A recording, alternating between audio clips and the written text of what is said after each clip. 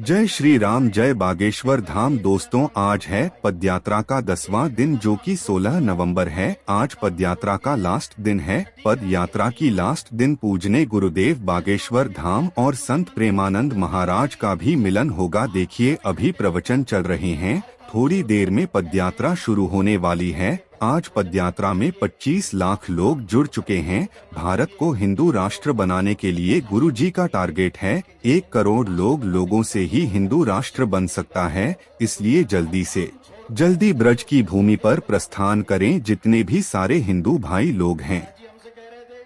जय श्री राम, जय बागेश्वर धाम। हम आपको डॉक्टर देते रहेंगे आगे, ताकि वीडियो जरूर शेयर करें।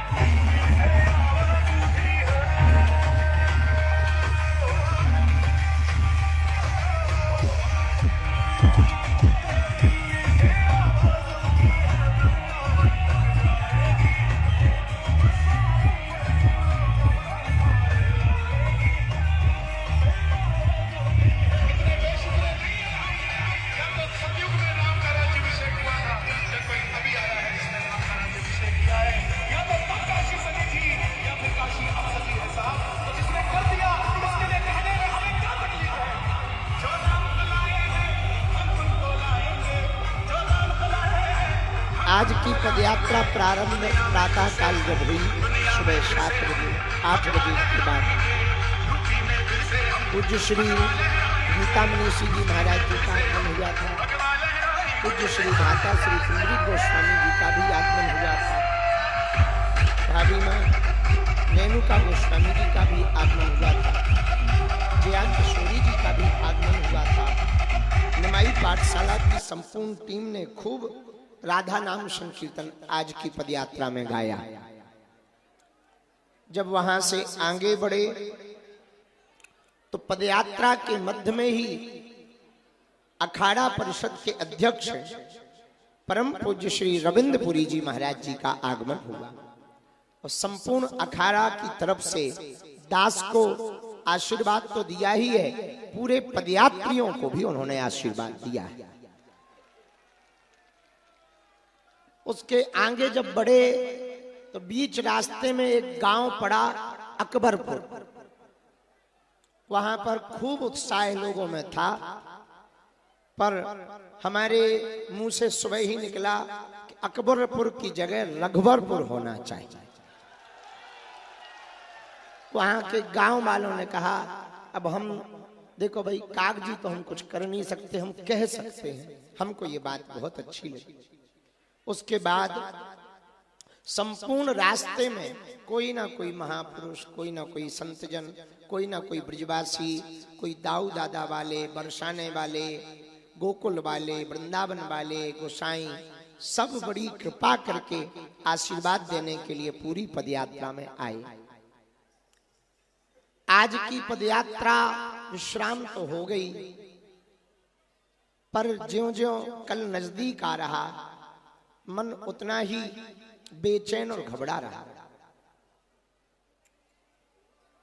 बेचैनी इस बात की है कि हमने और हमारे इन सब पदयात्रियों ने और इन सब संतों ने, चाहे वो बद्रीनाथ वाले महाराज जी हों, महंत राजू दास जी हों, या बागेश्वर धाम की पूरी टीम हो, माधवश्री माधव तिवारी भैया हों, इन सब ने पूरे पदयात्री बागेश्वर धाम के मंडल, सुंदरकांड मंडल, और जहां जहां से निकले, दिल्ली, हरियाणा, अब उत्तर प्रदेश, ब्रज क्षेत्र, गांव गांव से लोग भर भर कर आए। इतनी जन सैलाब की सुनामी देखी कि हमको कई लोगों ने ये कहा कि भारत के इतिहास में ऐसी पदयात्रा पहली बार हुई। लेकिन रुको, केवल भीड़ जोड़ने के लिए यदि पदयात्रा की गई तो सफल है, पर यदि किसी उद्देश्य से की गई और वो उद्देश्य पूरा ना हो तो असफल है। इस पदयात्रा का उद्देश्य बहुत स्पष्ट है, हिंदुओं की एकता। गांव गांव को भेदभाव, छुआछूत मुक्त करने का संकल्प। कल पदयात्रा तो विश्राम ले ले, पर मन की यात्रा आप लोग ब्रज में शपथ लेकर जाना, चलती रहे और गांव गांव में हिंदू एकता का कार्य प्रारंभ रहे। तभी यह पदयात्रा सफल हो पाएगी, तभी यह पदयात्रा सफल मानी जाएगी। क्योंकि अब मात्र 12-13 घंटे बचे हैं। कल 12 बजे छठी करा में हम सब लोग वहां पर सामूहिक हनुमान चालीसा गा लेंगे, अर्जी लगाएंगे। आज की भी रह गई तो लास्ट में यदि हम भूल जाएं तो आप लोग हमें ध्यान करवा देना, सुबह की रह गई थी। और उसके बाद में जब विश्राम हो जाएगी पदयात्रा, तो कुछ लोग कल दिन में पहले ही जाके दर्शन करके कार्यक्रम स्थल पर आ जाना, कुछ लोग बाद में जाना, ताकि एकदम से मंदिर पे भीड़ ना हो। और आज हमारे प्रिय भ्राता अनुज ने बहुत अच्छी बात बता दी और बड़ी अभूतपूर्व है। ठाकुर जी पूरे ब्रजवासियों को लेकर के गोवर्धन जी गए। क्यों गए? बोले इनकी पूजा करो, गोवर्धन जी की। तो जो भी पदयात्री साधन संपन्न हो, जाने में अनुकूलता हो, तो आपके बदले हम बांके बिहारी के दर्शन कर लेंगे, हमारे बदले तुम गोवर्धन जी के दर्शन कर आना। उससे ना तो कोई देखो अंत भला सो सब भला, ना तो कोई उपद्रव होगा, ना मंदिर में बहुत भीड़ होगी, और आधा काम हम निपटा देंगे, आधा तुम निपटा दोगे। सो गुरु और चेला की मौज कट गई। तो सबसे ज्यादा तो मौज प्रशासन की कट है, पर दोनों ही बराबर जिम्मेवार है, आयोजक भी और प्रशासन भी। तो ऐसो क्रम साधन संपन्न वाले जितने पदयात्री हैं वो कर ले वे, बहुत अच्छो रहे। पर 12 बजे कल वहां प्रांगण में 4 धाम छठी करा पे आप लोग रहियो, गुरुजी आ रहे हैं, पूज्य रमण रेती वाले महाराज जी भी आ रहे हैं। और कल हम पूरे ब्रजवासियों से कहेंगे, अब तक तो पदयात्री रहे और आप रहे, कल हमारी प्रार्थना है कोई रहे या ना रहे, ब्रजवासी जरूर रहे। क्योंकि इतनी पदयात्रा वाले आए हैं आपके ब्रज में, इन्हें कछु ना कछु दो चाहिए। अब वो हम ब्रजवासियों पे मांग, आज ना मांगे कल मांगे। तो कल नहीं, पूरे ब्रज में ब्रजवासी ब्रजवासी है। तो सभी ब्रजवासियों से प्रार्थना है कि कल 12 बजे हर हाल में आप वहां जरूर आइयो, क्योंकि पदयात्रा तो कल ही सफल हो पाएगी जब वो प्रण हम सबके बीच हो जाएगा, आगे की योजना तैयार हो जाएगी, तभी पदयात्रा सफल होगी, वरना ये शोभा यात्रा और भीड़ यात्रा बनकर रह जाएगी। बुरा ना मानना, बहुत साफ बात है। एक हमारे मन में कष्ट है, यदि ब्रजवासी सुन रहे हो तो ये हमारा वीडियो संपूर्ण ब्रज में जरूर भेज दियो। हमसे अब देखो, जिस प्रजा से भूल हो जाए तो न जाता, प्रशासन को कोई सिपाही गलती कर दे तो अधिकारी मुख्य अधिकारियों को ऊपर से डांट, उसी प्रकार कोई साथ में रहने वाला भूल कर दे तो वो भूल हमारी मानी जाएगी। तो हमारे साथ में चलने वाले कुछ एक दिन के सेवादार बने थे। अच्छा, वे कब बने कब चले गए पता नहीं, क्योंकि हमारी तरफ से नहीं बने, लेकिन उन्होंने बहुत धक्का मुक्का दिया। हमारे मन में 1% भी ये भाव नहीं था कि काऊ ब्रजवासी को धक्का लगा। और हम तो सुबह चलते थे, मात्र 15 किलोमीटर चलना है। 15 किलोमीटर आदमी कितनों धीमी गति से चले, 4-5 घंटा में पहुंच जाएगा आराम से, 5-6 घंटा में पहुंच जाएगा। लेकिन हमको पहुंचते पहुंचते 12, 13 और 14 घंटा लग जाते थे। केवल एकमात्र कारण से हम चले कि हम जितने ज्यादा से ज्यादा लोगों से मिल पाए उतना अच्छा रहेगा, हम अपनी बात रख पाएंगे, उनके मिलने का भाव पूरा हो जाएगा। 2 साल के बच्चे से लेकर के 90 वर्ष की माताएं आई, बुजुर्ग आए, घर काम छोड़ करके आए, रास्ते में 8-8 घंटे तक दिल्ली में, हरियाणा में रोड के किनारे पे लोग खड़े रहे।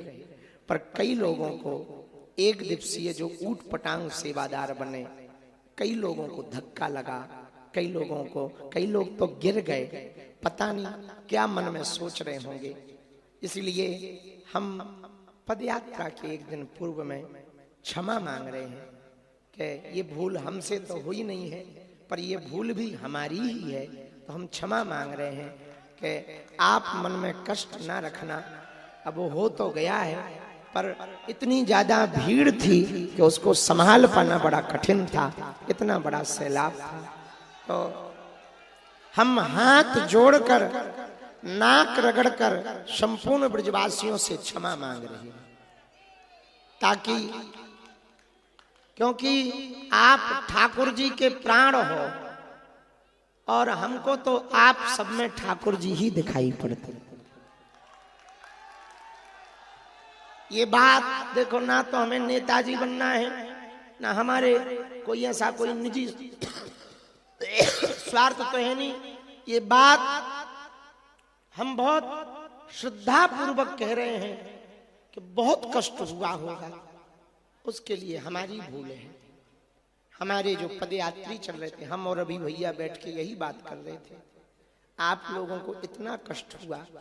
कोई बिहार से घर छोड़ के आया, कोई महाराष्ट्र से घर छोड़ के आया, कोई गुजरात से आया, कई बच्चा तो नौकरी छोड़ करके आया, और कई लोग तो परिवार में बीमारी है। एक बालक हमें मिला, उसकी माताजी हॉस्पिटल में वेंटिलेटर पे, और वो छोड़ के आ गया। तो हमने पूछा कि नालायक हो क्या, मूर्ख हो? बोला गुरुजी, जो भगवान ने रचा होगा, माताजी की अवस्था वृद्ध है सो होगा, लेकिन यदि आज हम हिंदू होकर आपका साथ नहीं देंगे तो हिंदू जग जल जाएगा।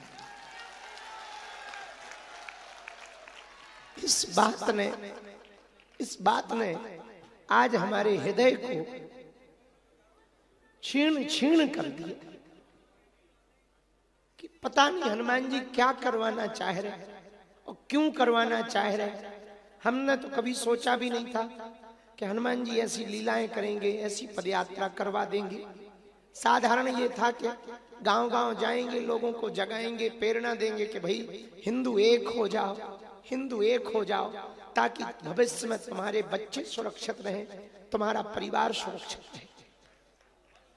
ऐसे भाव को देखकर कोई कांवड़ रखे। आज अभी जब हम आ रहे थे तब भैया भी साथ में थे। उस वक्त जो अभी गा के गए हमारे अति प्रिय जुबिन नौटियाल जी भी साथ में थे, बी पराग जी भी साथ में थे।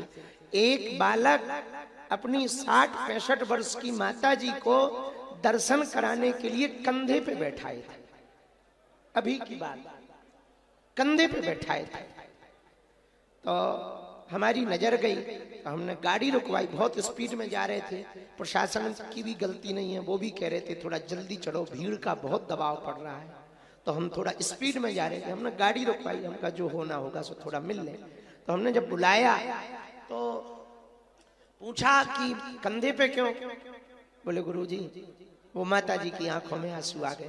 तो बालक कहता है गुरुजी माता जी की हाइट छोटी है, आपको देख नहीं पाएगी, भीड़ बहुत थी तो आप दिख नहीं रहे थे, इसलिए हमने कंधे पे उठा रखा था ताकि आपको वो देख सके। ऐसे भाव। रस्सा पार्टी जो रस्सा पकड़े थे, हाथ छिल गए उनके, ऊपर के जो पोरा है वो पूरे छिल गए, पांव छिल गए, लेकिन उन्होंने रस्सा नहीं छोड़ा। धक्का खाए लेकिन रस्सा नहीं छोड़ा, डांट खाई लेकिन उन्होंने रस्सा नहीं छोड़ा। जो भंडारा बना रहे वो आगे ही पहुंच जाते। भंडारा बना रहे, चाय वाले चाय पिला रहे, गद्दा वाले गद्दा की व्यवस्था कर रहे, टेंट वाले टेंट की व्यवस्था कर रहे, और पदयात्री भी आप सब इतनी परिश्रम करके, इतना कष्ट उठाकर, सब कुछ छोड़ छाड़ कर। हमने देखा बूढ़ी बूढ़ी माताएं अपने सिर पे पोटली रखे, उतना ही पोटली का वजन है। हमसे तो खाली नहीं चला गया। हम सोच रहे थे कि बताओ ये माताएं कैसे ऐसी चल पाती होगी, 20-25 किलो की पोटली सिर पर रख करके जा रहे हैं। भैया आपकी श्रद्धा का कर्जा हम चुका नहीं सकते, चुका नहीं सकते।